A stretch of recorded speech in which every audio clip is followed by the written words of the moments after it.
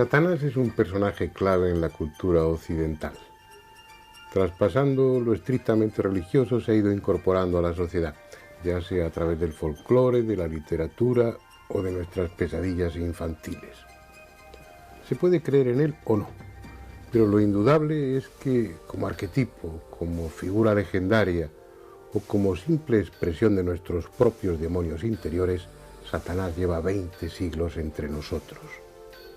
Sin embargo, hay aspectos de su figura que no están resueltos, o al menos que plantean dudas. Por ejemplo, su origen.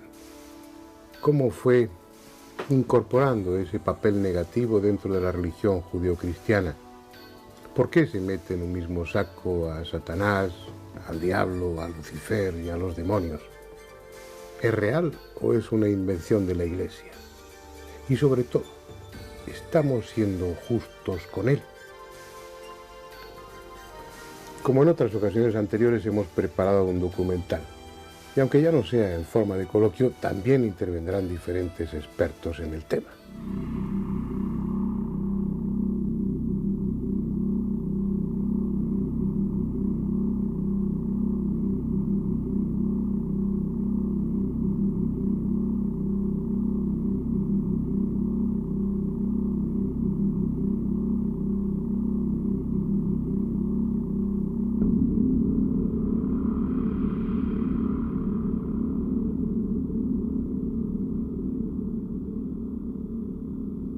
Está aquí, entre nosotros, o mejor aún formando parte de nosotros.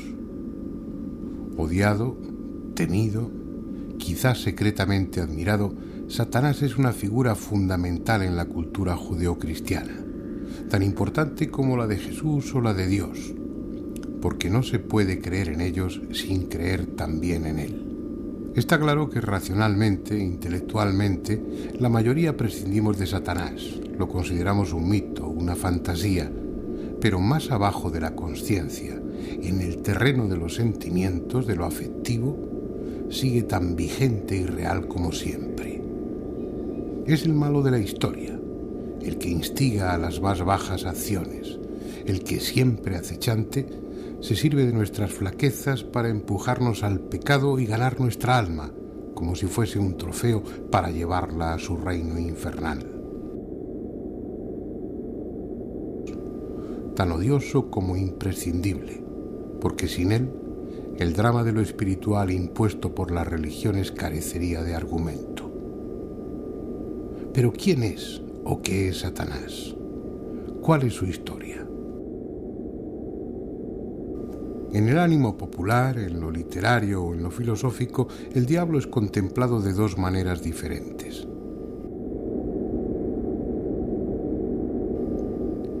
Una le representa con dignidad, como protagonista de una tragedia. Es el ángel caído, el bello y poderoso ángel que, temeroso de que el recién creado hombre le arrebate su privilegiado puesto en el amor de Dios, se rebela contra aquel al que ama y es arrojado del cielo. La otra versión, la más difundida, es la de un diablo grotesco, repugnante, compendio de todo lo desagradable, sin elegancia o dignidad alguna, destinado a inspirar espanto o asco en las gentes incultas y que la Iglesia potenció tendenciosamente como la imagen más conveniente para su estrategia catequizadora.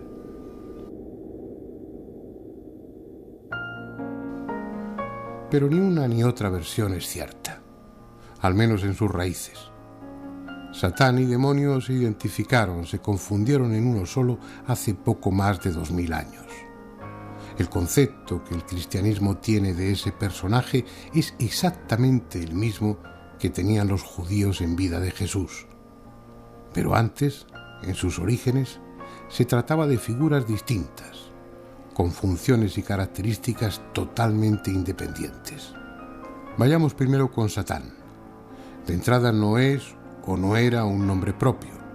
En la Biblia hebrea el término Satán se usa como genérico y equivale a enemigo, a adversario, aplicándolo indistintamente a hombres o a espíritus. Cuando aparece identificado ya como personaje concreto, Satán es un ángel cualquiera, un ángel más al servicio de Yahvé, en este caso con la función de fiscal, comprobando el grado de virtud o de entrega a Dios que tienen los hombres. Esa es su misión en el libro de Job. Yahvé presume de la rectitud y piedad de Job, a lo que Satán argumenta, no sin razón, que eso es fácil cuando a uno le va todo bien, pero que si llueven las desgracias, a lo mejor esa bondad se transforma en odio y Job termina renegando de Dios. Es Yahvé quien, aceptando como bueno el argumento de Satán, le ordena a éste que deje a Job en la ruina, que le proporcione una horrible enfermedad, que le deje sin familia. Si no fuera por lo que tiene de simbólico el pasaje, tanto Yahvé como Satán resultan bastante inhumanos. De hecho, el único que queda bien en esta historia es Job. Así pues, en los textos bíblicos antiguos, Satán no es el príncipe del mal ni actúa por cuenta propia, sino al servicio de Yahvé, como el resto de los ángeles. Luego, en textos más tardíos, se irá definiendo progresivamente como tentador, como instigador del hombre para que peque o se enfrente a Dios. Y ya que estamos tras la pista de la identidad del diablo, dejemos claro que el nombre de Lucifer, tan extendido, nada tiene que ver con nuestro personaje. Esa metáfora de ángel caído, el más bello de los ángeles, el lucero que se precipita al abismo, es pura fantasía de algunos autores cristianos. El error proviene de un texto de Isaías que dice así: ¿Cómo has caído de los cielos, lucero, hijo de la aurora? Has sido abatido a tierra, dominador de las naciones. Tú que habías dicho en tu corazón, al cielo voy a subir, por encima de las estrellas de Dios alzaré mi trono y me sentaré en el monte de la reunión. Subiré a las alturas de las nubes, me asemejaré al Altísimo. Ya, al Seol has sido precipitado, a lo más hondo del pozo. Isaías no se refería en ese breve poema a Satanás, sino a Nabucodonosor, el rey de Babilonia, cuya arrogancia había sido vencida por el poder de Yahvé, el Dios judío. Tenemos, por tanto, un Satán que es un ángel al servicio de Dios y encargado de las misiones más desagradables desde el punto de vista humano, como es ejecutar los castigos decididos por Yahvé o tentar al hombre para ponerle a prueba. De otro lado, un Lucifer que no es tal, solo una invención cristiana tardía. Nos quedan los demonios.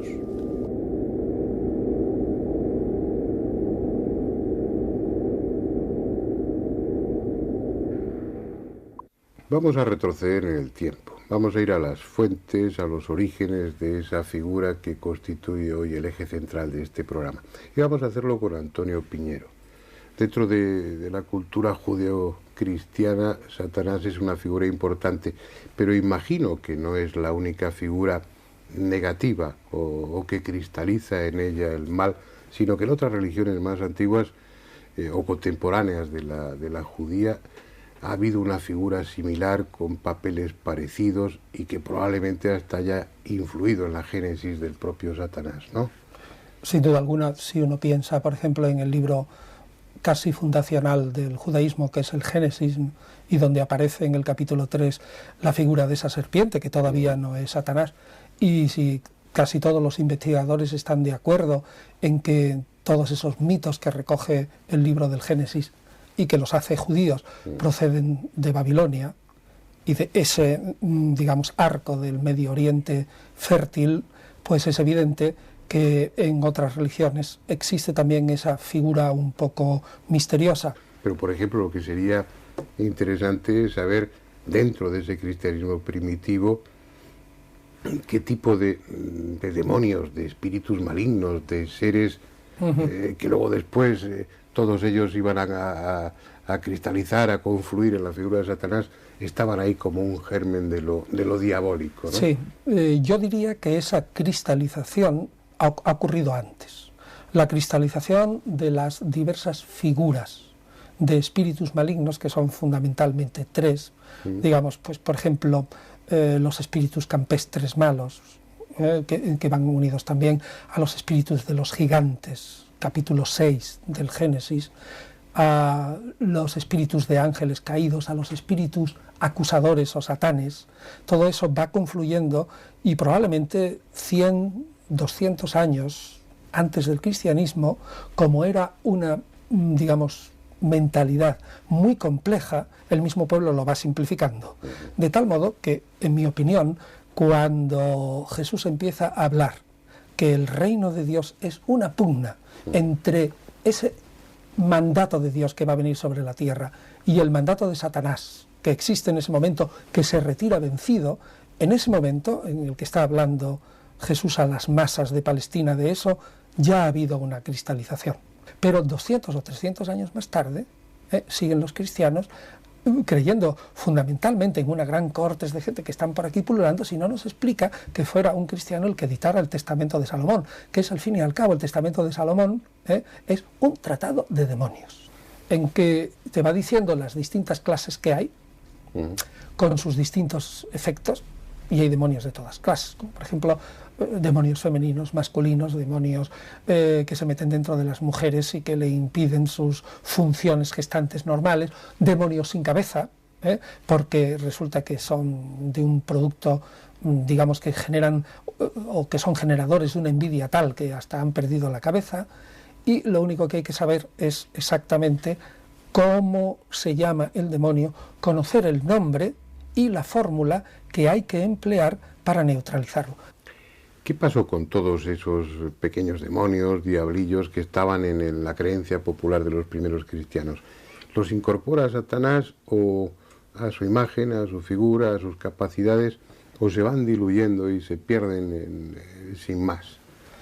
No, yo creo que en el cristianismo primitivo y después hasta hoy se va a dar otro fenómeno de simplificación parecido al que habíamos antes hablado en el judaísmo en el siglo III, II antes de Cristo, y es que la gente necesita cuanto más sencillo mejor, ¿no? Y entonces el que pululen demonios sublunares, el que unos sean demonios más o menos buenos, el que unos se encarguen del espíritu, digamos, o la tendencia al mal en el hombre, pero sin ser especialmente malo, en que uno sean acusadores, pues eso es demasiado rollo y complicado para la gente, por decirlo así. Y entonces se centraliza en uno, y es Satanás y su cohorte. Y entonces realmente lo único que queda es la imagen de un Satanás, que es la incorporación actual de lo que es la serpiente antigua, que se metamorfosea, que esa es otra de las características que incorpora el último judaísmo.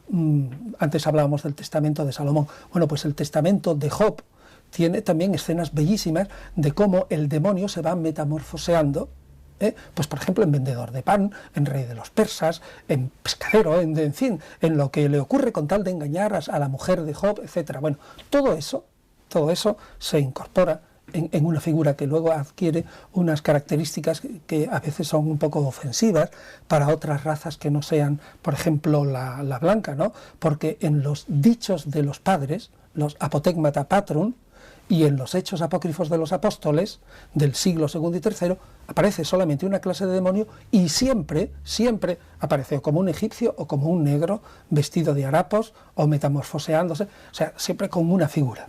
Y hasta el día de hoy en el que existe una sola clase de malvados, ¿no? Ahora, al final de los tiempos, el demonio volverá a sacar, según la mitología cristiana, un montón de enemigos plurifacéticos, de muchas caras. Cada uno con su Sí, función. un montón, y entonces habrá una pelea tremenda. Entonces sí que va a hacer falta un buen catálogo. Bueno, pues no sé si merece la pena envejecer muy tarde o vivir mucho tiempo para ver ese tipo de Ahora, lo pelea, que yo... ¿no? Pero bueno, a veces puede deberían, ser entretenida. Sí, pero a veces deberían de reflexionar también un poco los cristianos, ¿no?, sobre la inconsecuencia que es suponer un Dios que es absolutamente todopoderoso, absolutamente todopoderoso, absolutamente justo y absolutamente bondadoso, y al mismo tiempo que permite la existencia de toda esta cohorte infernal que lo único que hace es fastidiarnos, pero con tomo y lomo, ¿no? Ese es un aspecto que a mí me gustaría, pues aprovechando que estás aquí, dejar claro, ¿no?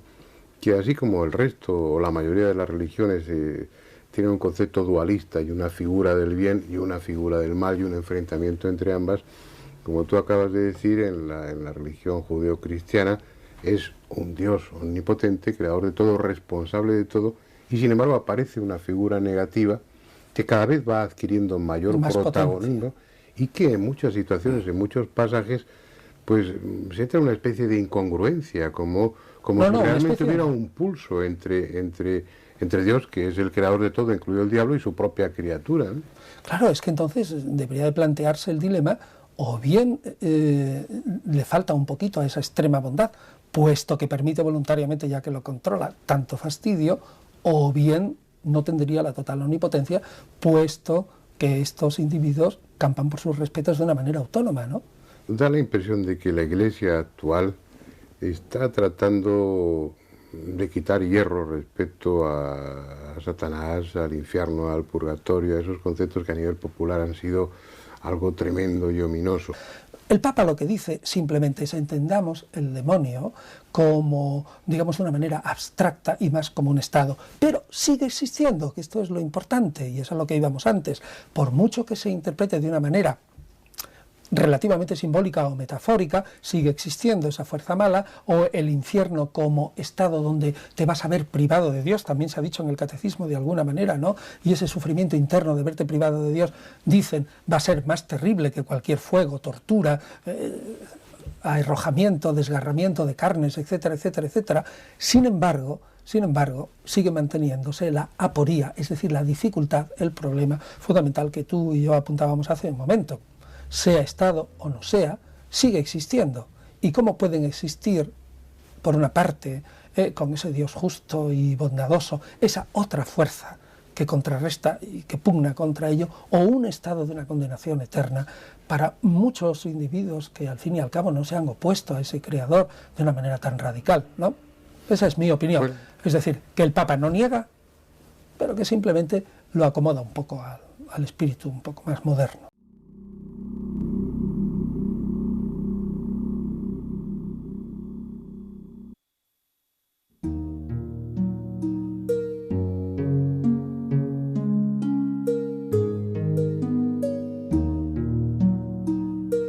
Israel no fue siempre Israel. Antes de los hebreos estaban los cananeos.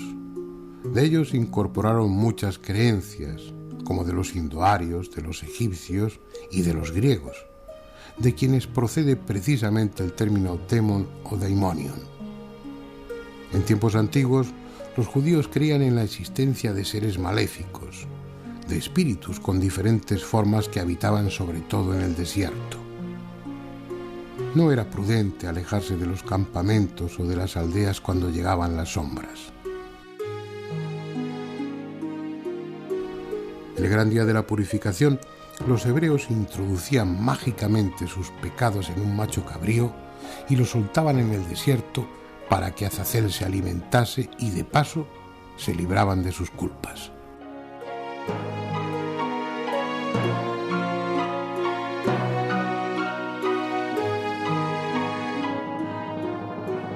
En definitiva, seres de grandes poderes, aliados de la noche y de los animales nocturnos, destinados a atormentar, engañar y pervertir al hombre. No son servidores de Dios, pero Él permite su existencia. También en esa categoría de demonios estaban los espíritus de los muertos o los dioses que adoraban el resto de los pueblos, los gentiles. En textos más tardíos aparece ya un demonio judío como tal, Asmodeo, con el que se enfrenta Tobías y le vence gracias a la oración y a la penitencia. Y finalmente, en esa evolución de una imagen del mal, concretamente en el libro de la sabiduría, se identifica a Satán con la serpiente del paraíso, considerándole el oponente de Dios y el introductor del mal y de la muerte en el mundo, con lo que así se descargaba Yahvé de esa responsabilidad. Los judíos distribuyen, por decirlo de alguna manera, el alma humana en 5 partes. Y la parte más baja es Nefesh. Y Nefesh tiene las mismas cifras que Nahash, la serpiente del paraíso. Y es curioso porque esto nos da a entender que este es un elemento que llevamos todos dentro. O sea, tenemos algo de esa serpiente del paraíso, puesto que tenemos los mismos componentes numéricos.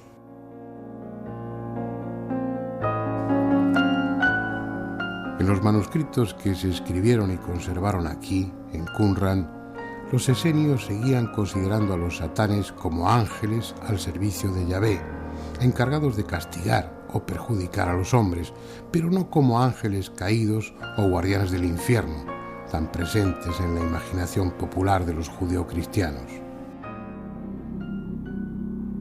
Una actitud que ha perdurado y resulta extensible a la mayoría de las religiones, o lo que es lo mismo, de las iglesias que las representan.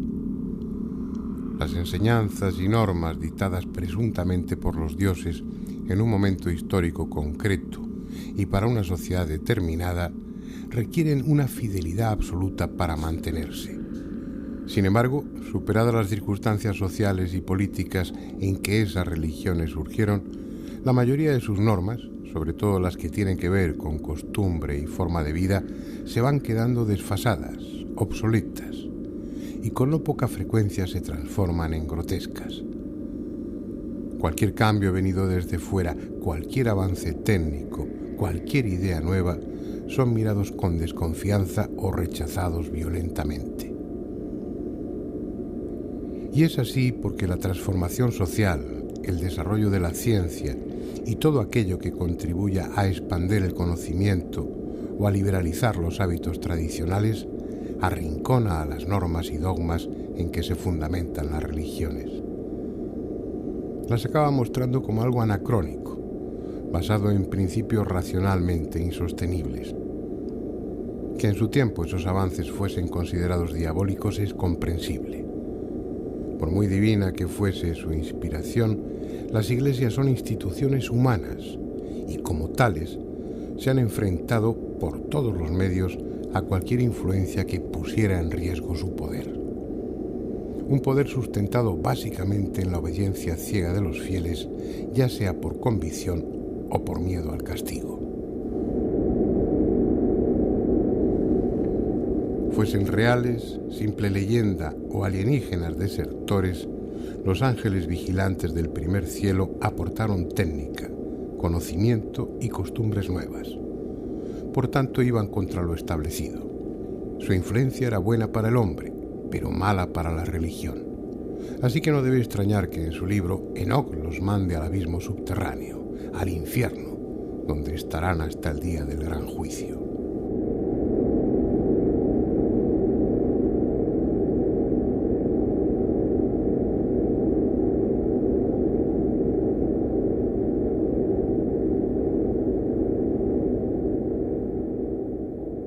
A lo largo de todas las culturas, siempre hemos ido a colocar en este personaje toda la parte negativa, todo lo malo, todo lo que no aceptamos los seres humanos de nosotros mismos.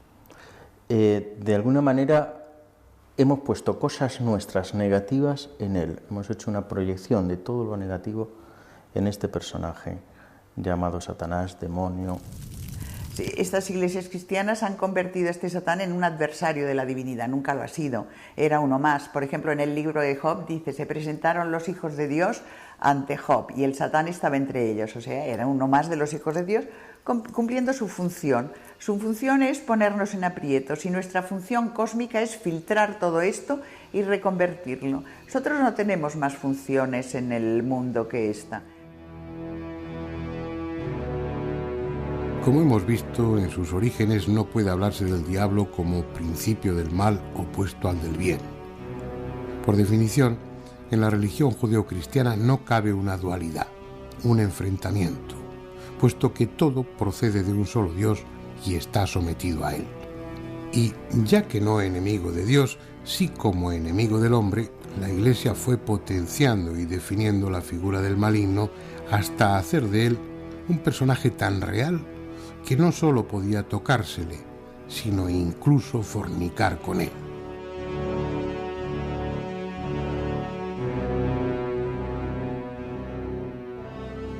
La sombra, nuestro demonio interno, no tiene por qué ser negativo en la medida en que lo reconozcamos y lo sepamos interpretar. Si lo miramos de frente, si lo analizamos, si lo vivimos y si lo superamos, se abren nuevos campos y nuevas expectativas. De hecho, nosotros en psicoterapia, Cuando tratamos a un paciente, vienen con sus propios demonios, reprimidos o realizados, pero con ellos. Y tiene un sentido tremendamente lógico y coherente en toda la historia de su persona, tanto en el pasado como en el presente como en el futuro. Solamente hay que entenderlo. Y cuando lo entendemos de alguna manera, estamos logrando integrar un psiquismo más sano. La sombra, por tanto, no tiene por qué ser negativa.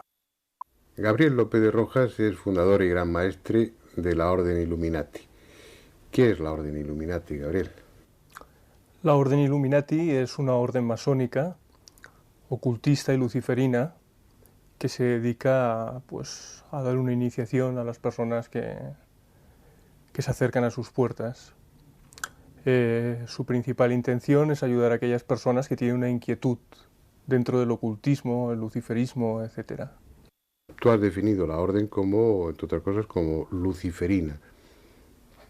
¿Qué quiere decir eso? ¿Que Lucifer es como una especie de imagen que se venera dentro de la orden o es el foco de atención intelectual o emocional vuestro? ¿Qué pinta Lucifer en una orden así? Bueno, nosotros observamos la figura de Lucifer de diferentes formas. Para la gente de la calle, es decir, para los no iniciados o profanos, Lucifer es el maligno o el mal, ya que tiene una formación cristiana y prioritariamente católica. Para los iniciados de los primeros grados, Lucifer es una especie de ángel de luz que ilumina las tinieblas interiores y conduce a la unión con Dios. Y para los iniciados de alto grado, donde ya encontraríamos a los luciferianos, que no son luciferinos, Lucifer es el propio Dios. El Dios cristiano es dogma, limitación, amputación, castración, muerte. Lucifer está más unido a la libertad, el libre albedrío y unos planteamientos totalmente contrarios. Pero existen también esas otras sectas satánicas con una acción directa, con una actitud un tanto beligerante en contra en un país como este u otro ámbito católico en contra de la Iglesia. Existen. Sí, claro. Dentro del satanismo hay diversas corrientes. El satanismo moderno aglutina diversas corrientes y el luciferismo, el satanismo de corte labeliano, es decir, ateo, o el luciferianismo están dentro de esas corrientes. Ahí encuentras el tipo de órdenes o de iglesias o de sectas que acabas de citar tú en estos momentos. ¿Por qué Lucifer y no Satanás? ¿Por qué hay algún matiz en esa diferencia, en esa palabra? Sí, nosotros escogemos a Lucifer porque entendemos que es el portador de la luz. Pero en el fondo... muy ligado al mito griego de Prometeo. Sin embargo, Satanás presenta otras connotaciones distintas. Pero dentro de la Iglesia católica se juntan ambas figuras, terminan siendo lo mismo. Vosotros no, vais más atrás y separáis una cosa de otra. Bueno, nosotros creemos que el ángel de luz que he citado antes aparece en la historia con diferentes expresiones. Aparece en la historia como el Set egipcio, el Satanás hebreo, el macho cabrío de las brujas medievales, el Baphomet de los templarios, el dios actual de los yezidís, etc. Y dentro de eso nosotros también pensamos que esas expresiones son algo distintas. Partiendo de ahí nos quedamos con la expresión de Lucifer prioritariamente, porque consideramos que es la más iniciática y necesaria de cara a nuestros fines filosóficos. Es decir, estaríais, para entendernos, estaríais más cerca del ocultismo, más cerca de una filosofía de tipo ocultista, esotérica, que más cerca de una iglesia en contraposición a la iglesia establecida. Exacto, por eso cuando hemos iniciado la conversación yo he definido a la orden como masónica, ocultista y luciferina. Utilizas el término de masonería en muchas ocasiones. Supongo que hay rituales como los hay en la masonería que tienen un ropaje que, sí, por supuesto simbólico, pero que es más o menos espectacular o incluso dramático, ¿no? Bueno, si el iniciado tiene que morir de una manera para nacer a otra nueva forma de vida o de planteamiento, pues todo eso, para sí, un espectador no conocedor, pues tendría unos tintes muy dramáticos. ¿Hay ese tipo de ritual o ceremonia en vosotros? Sí, eso está presente. Nosotros utilizamos mandil masónico, guantes blancos y todo tipo de simbología de albañilería presente en una logia masónica, como puede ser un compás de una escuadra, el mosaico de ajedrez o tipo ajedrez, el triángulo y el ojo, es decir, el delta, etcétera. Dentro de esa orden hay un compromiso, supongo que como lo hay en cualquier grupo. Ese compromiso resta libertad al individuo, es decir, si se quiere marchar se puede marchar libremente o eso trae consecuencias. No, la entrada y salida de la orden pertenece a la conciencia de cada uno. Si uno cree que si uno cree que debe marcharse, pues puede marcharse. Nadie le prohíbe la salida. Lo único que se pide es un poco de respeto a las enseñanzas y un mínimo de cuidado con todos aquellos papeles que tienen relación con la orden, ya que estamos en un país algo problemático en estas cuestiones. Yeah. Da la impresión de que, en contra de la imagen que uno puede tener inicialmente, lo que estás planteando es la figura, o lo que planteáis dentro de vuestro grupo, dentro de Illuminati, es Lucifer no como una figura negativa, no como en el antiromorfo, la imagen especular del Dios católico, sino como una imagen del bien, o que tiende hacia el bien. Al principio de la entrevista he explicado que la figura de Lucifer, tal como se va ascendiendo de grado, llega incluso a ser el propio Dios.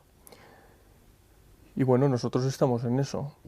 Nosotros consideramos mucho más maligno al Dios de los cristianos que a Lucifer. Y también, para que la gente pueda comprobarlo, solo tiene que repasar las grandes atrocidades que se han cometido bajo el símbolo de la cruz. Hay que repasar casos tan flagrantes y conocidos como los templarios, las brujas, los judíos de la Edad Media, etcétera. A nosotros nos sitúan en lo malo, cuando ellos realmente tienen las manos mucho más manchadas de sangre que nosotros, que nuestra orden o sitios similares, ¿no? La orden Illuminati, que venía de Baviera, por lo que he leído en trabajos vuestros, pues en el siglo XVIII tiene que adquirir un carácter secreto porque se prohíbe o se persigue de alguna manera. ¿Aquí os pasa eso? ¿Podéis desempeñar libremente o públicamente vuestra actividad, o hay en una sociedad como esta, donde la Iglesia ha tenido y tiene una enorme presencia social, os sentís perseguidos, acosados o proscritos de alguna forma? Sí. ¿Cómo? Pues han ocurrido ciertas cosas que prueban que hay sectores que no nos ven bien, tanto a nosotros como a órdenes similares. ¿Y crees que la información que se da a nivel periodístico, a nivel de otros medios de comunicación, es veraz o es tendenciosa? Es totalmente tendenciosa. En muchos casos es totalmente tendenciosa. Y eso nos hace un daño terrible, porque a las personas se las puede mover hacia un lado o a otro muy fácilmente con la fuerza que tienen los medios de comunicación. Yo creo que eso es un gran peligro y considero que los periodistas que juegan con esto son unos auténticos irresponsables.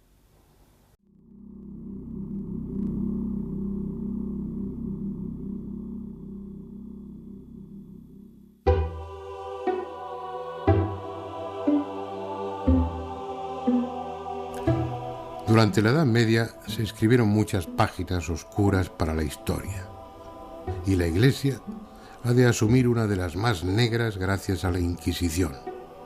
una institución nacida para reprimir la herejía, fundamentalmente la de cátaros y albigenses, que con su poder económico y político en el sur de Francia constituían una amenaza para los poderes fácticos, pero que con el tiempo fue incluyendo entre sus presas a otros grupos, tal vez menos significados políticamente, pero igualmente rentables, porque el Estado y la Iglesia se quedaban con los bienes del condenado.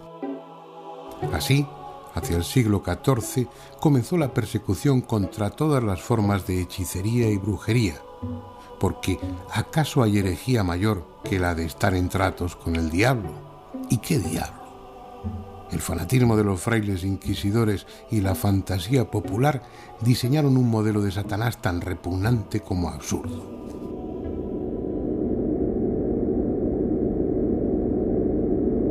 Está sentado en una silla que unas veces parece de oro y otras de madera negra, con gran trono, majestad y gravedad, y con un rostro muy triste, feo y airado, que por entonces se representa en figura de hombre negro con una corona de cuernos pequeños, y 3 de ellos son muy grandes, y como si fueran de cabrón.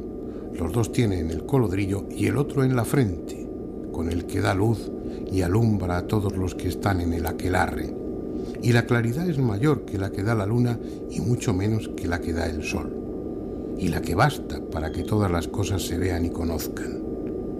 Y los ojos tiene redondos, grandes, muy abiertos, encendidos y espantosos, la barba como de cabra, el cuerpo y talle entre hombre y cabrón, las manos y pies con dedos como de persona, mas que son todos iguales, aguzados hacia las puntas con uñas rampantes, y las manos corvas como ave de rapiña, y los pies como si fuesen de ganso.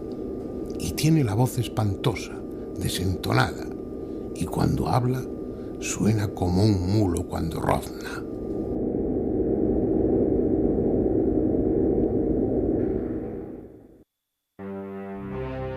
Esta descripción del diablo que presidía los aquelarres es una más, y no de las peores, que los inquisidores del impropiamente llamado Santo Oficio recogieron en sus interrogatorios. Procede de las actas del auto de fe celebrado en Logroño en 1610. En noviembre de ese año, las calles de la ciudad se llenaron de gentes venidas de toda la comarca y de las provincias vecinas. Estaban allí para asistir a un espectáculo tan solemne y dramático como pueda imaginarse. Hubo 53 condenados por diversos delitos: blasfemia, proposiciones heréticas, judaísmo, apostasía, luteranismo y brujería. Todos ellos formaron parte de un impresionante cortejo en el que, junto a comisarios y notarios del Santo Oficio, vestidos con sus mejores galas, iban religiosos de las órdenes de Santo Domingo, San Francisco, la Merced, la Santísima Trinidad y la Compañía de Jesús, así como otros muchos de distintos monasterios de la región. Para los 53 condenados hubo penas: azotes, destierro, galeras, cárcel. Pero los que más interés despertaban en el gentío eran 6 de ellos, que por sus prácticas de brujería y otros horrendos crímenes en connivencia con el diablo iban a ser quemados vivos en la hoguera.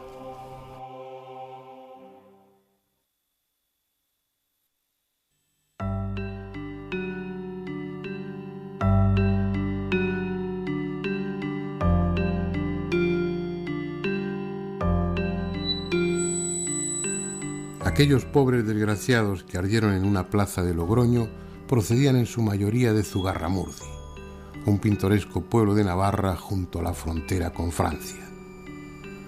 Las casas de hoy están construidas sobre los cimientos de las de entonces. Muchos sótanos y paredes siguen siendo los mismos. De cualquiera de esas casas podría salir ahora María de Yurreteguía o Graciana de Barrenechea para reunirse, amparadas en la sombra de alguna calleja, con los otros brujos, Miguel de Goiburu y Joanes de Echalar. Ya juntos se perderían por algunos de los sombríos bosques que rodean la aldea, bosques llenos de leyendas, en los que la noche es propicia para el encuentro con cualquier extraña criatura, incluso con el diablo.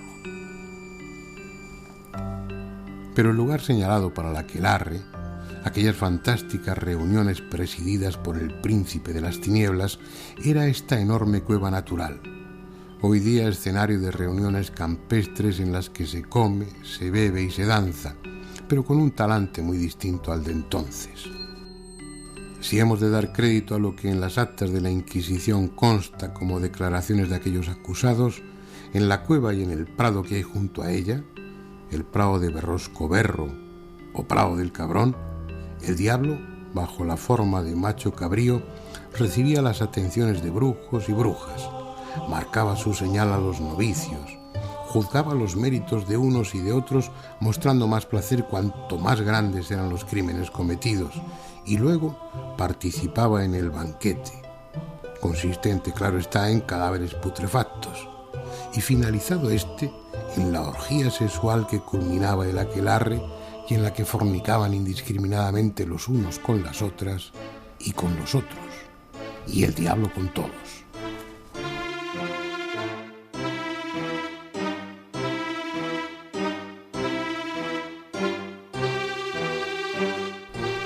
El llamado ungüento de las brujas, que se aplicaban para esas ocasiones, tenía un alto contenido en belladona y beleño negro, lo que provocaba un sopor alucinatorio en el que cualquier cosa imaginada se vivía como real, incluida la presencia de un diablo tan grotesco y repugnante como libidinoso.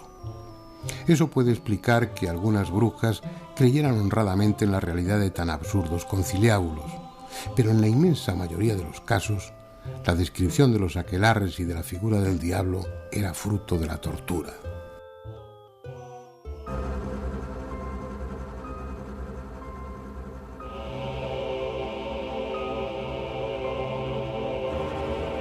Los frailes inquisidores no buscaban la verdad, ya la sabían, y hasta que la confesión no se ajustaba a lo previsto, no cesaban en el tormento.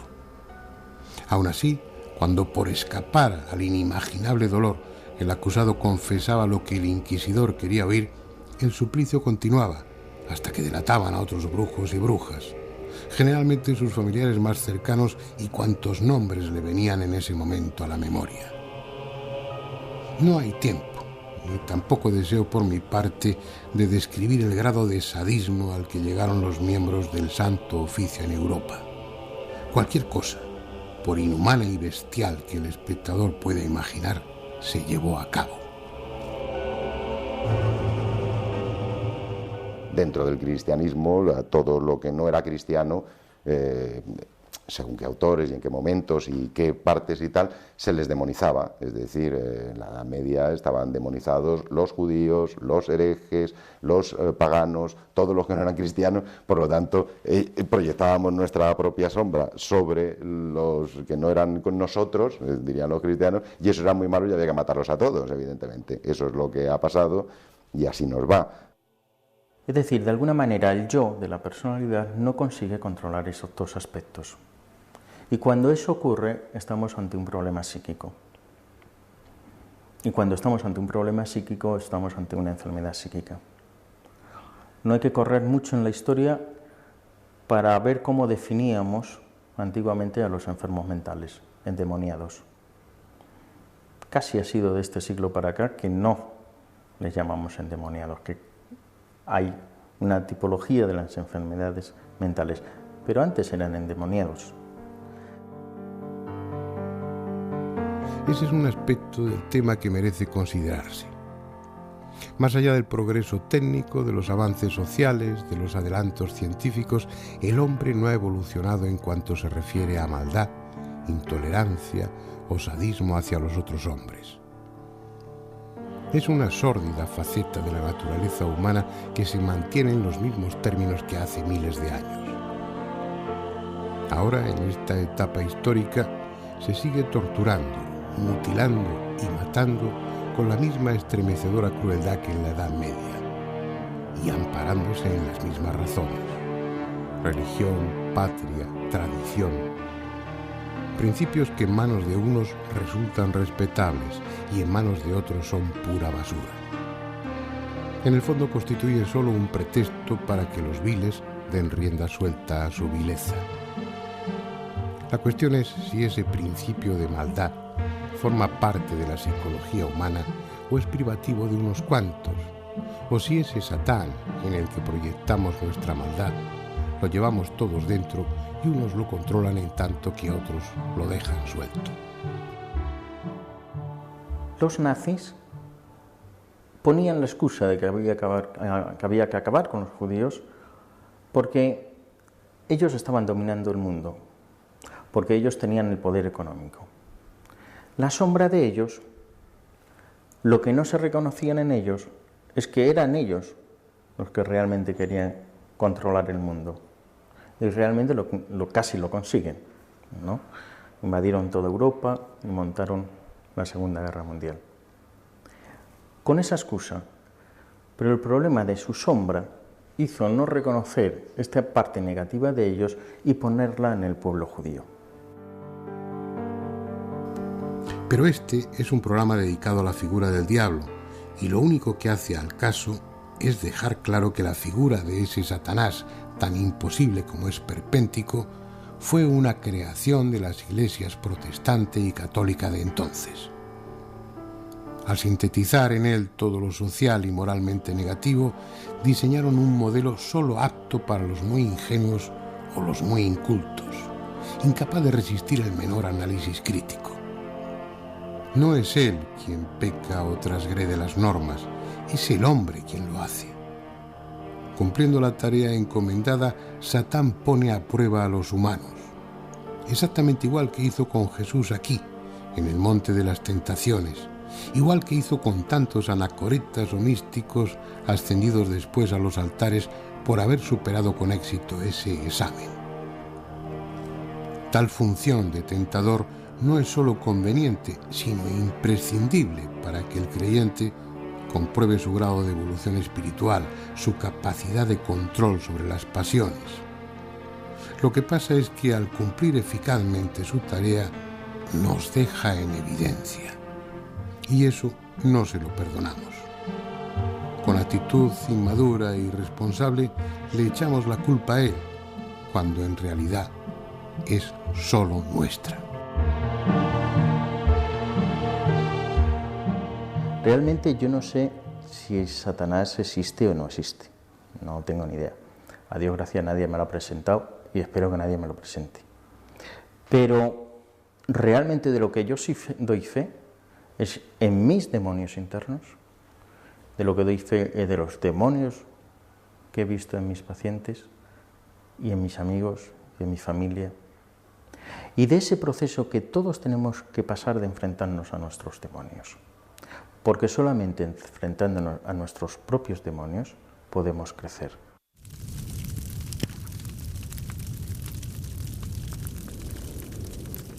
Por hoy nuestro tiempo ha terminado. Dejemos pues a Satanás y yo les emplazo para la próxima semana, en el que volveremos a reunirnos en la otra realidad con un tema que espero que sea también de su interés.